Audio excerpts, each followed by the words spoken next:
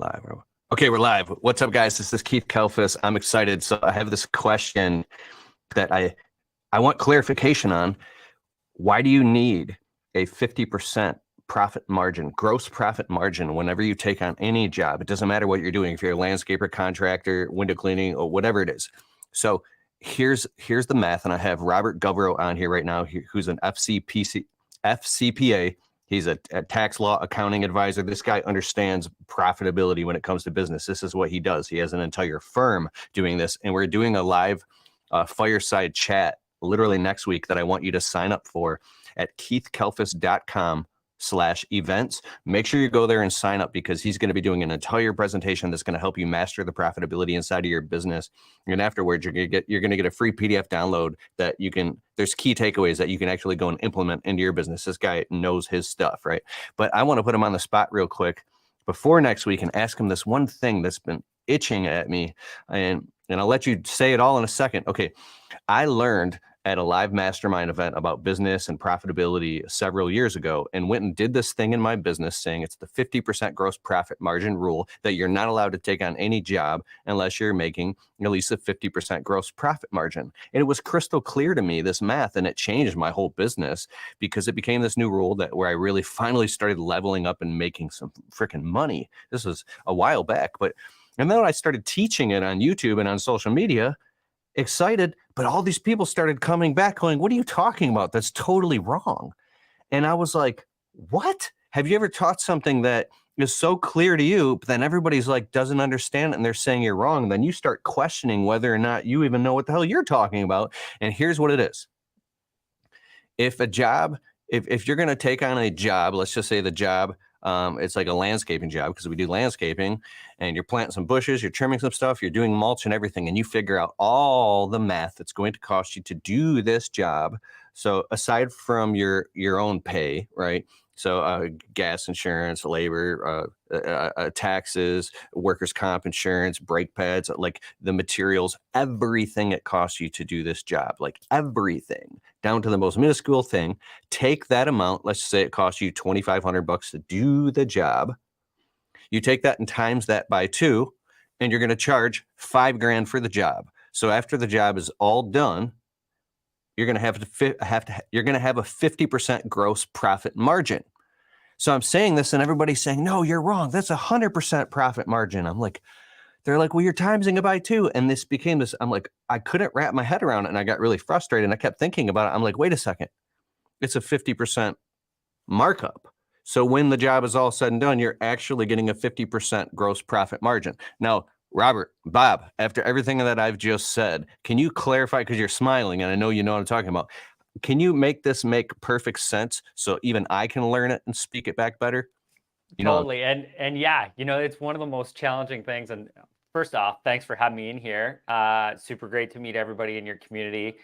Look forward to connecting next week. But this is something that comes up all the time, and it's the difference between profit and a markup. And I think you've identified it really, really well to say they are not the same thing at all. Gross profit margin at 50%, love it. I think it's a fantastic idea. It's a great benchmark. And essentially to mark up that price 100%, right? So that it's $5,000 for a $2,500 job. Love that too. How simple is that for math, right? And then all of a sudden it becomes, this is just an expectation of when we budget our projects and we come up with all our materials, our labor, our vehicle costs, everything that goes into providing that, and then we double it. Simple math, fantastic margin. And if you can grow your business with that type of margin, you essentially guarantee financial success, right? But it's sticking with that margin that is so very important. Keith, I love that. But yes, you're right. I work with about 1,000 contractors and businesses, and for sure different sizes, right? There's different businesses that are, at the $100,000 trying to crack that in revenue, and there's the $10 million contractor who's trying to crack that revenue.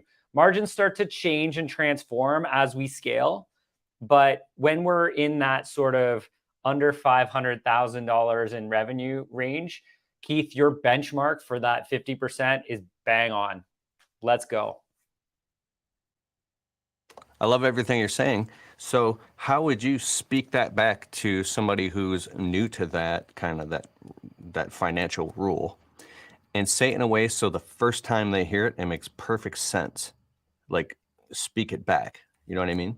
Yep. So I would say, and I think you did a really good job articulating it as well. I would say for every job, and this is important, guys, like this is a key financial characteristic of being successful.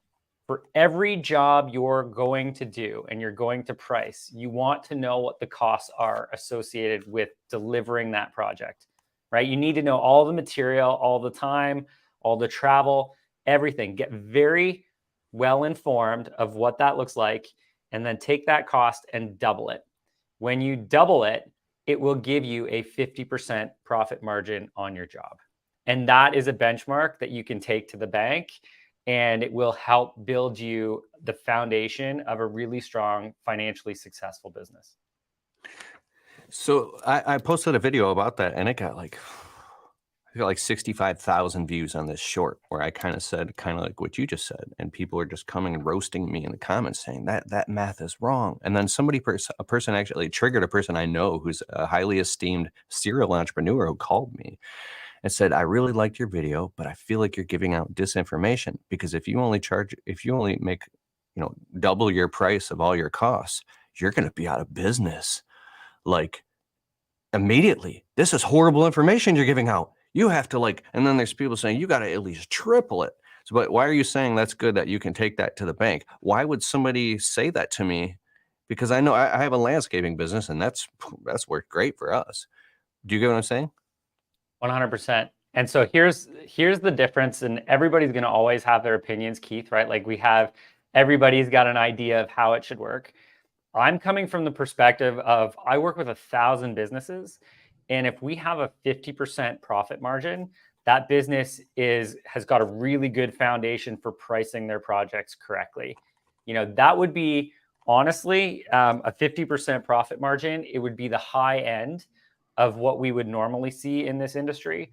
But what I would say is if you use that as a foundation of building your business, which you can, right? Businesses can do that and do it successfully, especially with the demand of being in the home services business, right? If you build that framework where you take your costs, your estimated costs, and you double it, 50% profit margin, that is a strong, strong profit margin. People sometimes don't get it from outside. If you are doubling your cost, you're going to get a 50% profit. 100% markup is a 50% profit. It's just the math, and numbers don't lie.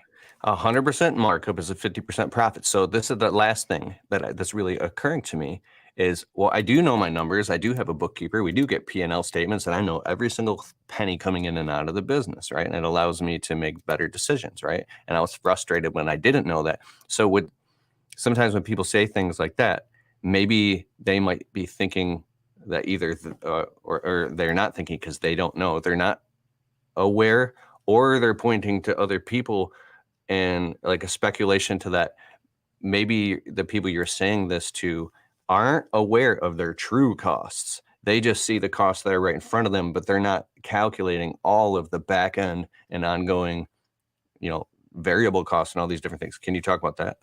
100%. And I'm going to get into if you don't detail. know that, then a 50% profit margin of what you could be going out of business in a few months because there's no room for, you know what I'm saying?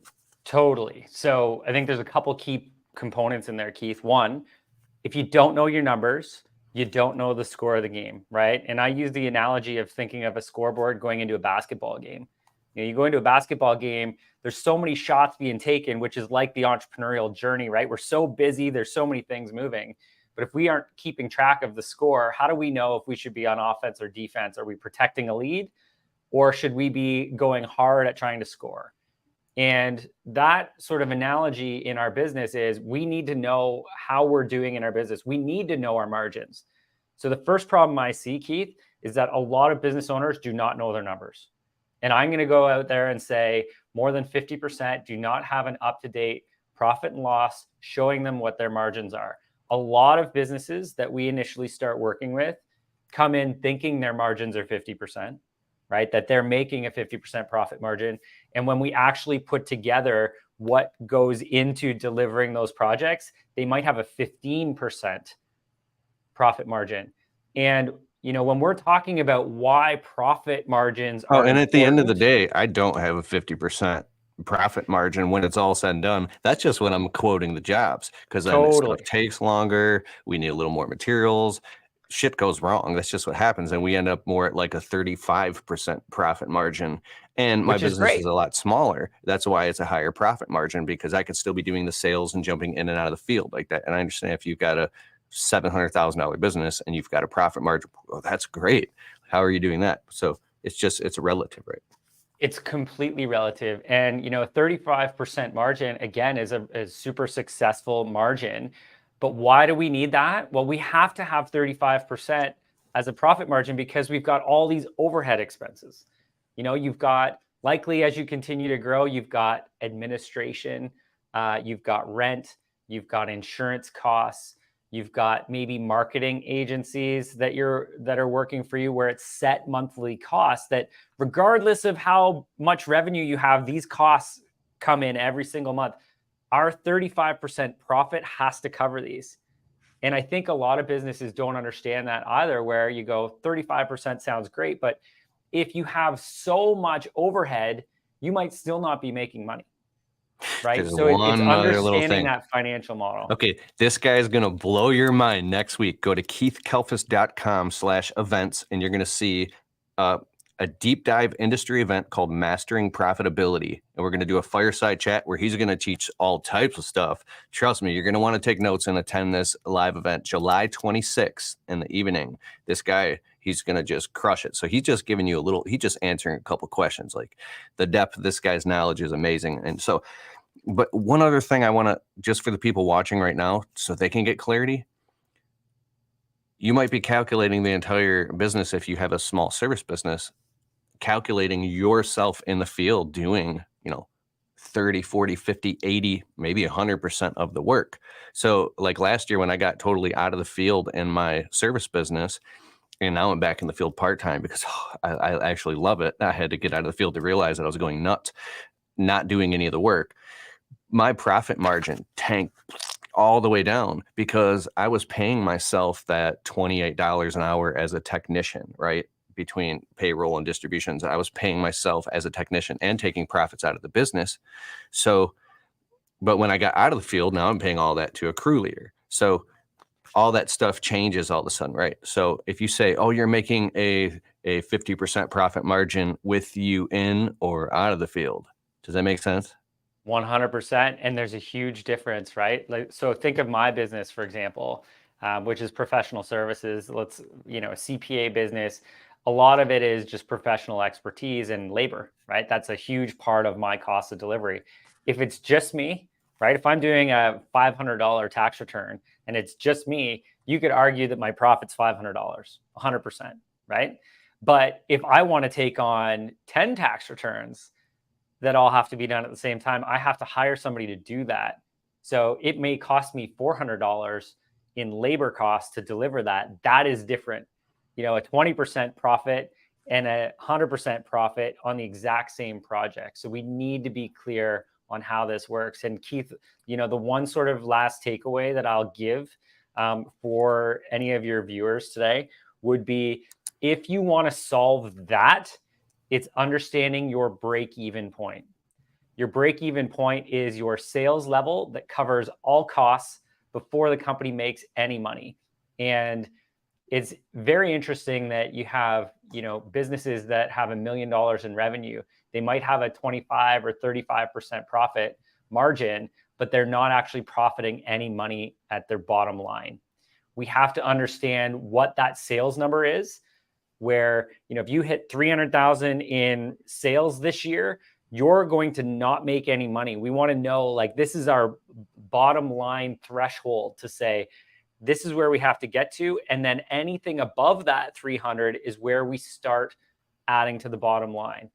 And, numbers are the foundation of success in business. I had the opportunity to work with Tony Robbins for quite a few years. And one of Tony's mentors is Jim Rohn. And Jim Rohn says, business success is just a numbers game. So if you can understand your numbers, you can understand how to be financially successful. It's just a numbers game. And if the numbers don't work, and I see all these great comments coming in, and we're going to get to all these comments when you guys join next week, we're going to have a whole networking opportunity and everything. This is going to be epic for your business. And I'm going to be taking a lot of notes too. Love it.